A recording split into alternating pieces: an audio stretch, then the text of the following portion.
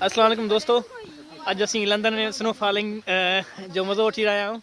ऐं अॼु जेको आहे 2 फरवरी आहे ऐं सूमर जो ॾींहुं आहे। ऐं अॼु त तमामु वॾी बर्फ़बारी थी आहे। 18 सालनि जी वॾी वॾी रिकॉर्ड स्नोफॉलिंग आहे। त अचो तव्हांखे स्नोफॉलिंग ॾेखारियूं। ये असांजो दोस्त नईम फैसल आहे। स्नोफॉलिंग ते मस्ती में हलनि उन्हनि जूं। फैसल भाई मूसा भी कर मुंजी भी कर ना फैसल भाई मुंजी भी कर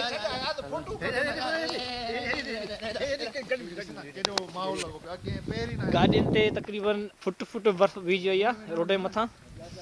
ऐं एॾी बर्फ़बारी आहे जो शायदि 18 सालनि में पहिरियों दफ़ो कॾहिं थी हुजे। सो तव्हां ॾिसी रहिया आहियो, तमामु वॾी बर्फ़बारी आहे। ठीकु आहे, तमामु घणी थधि। सो असांखे इंजॉय करे छॾियो, वरी ॿी दफ़ो तव्हांखे काॾे खणींदासीं।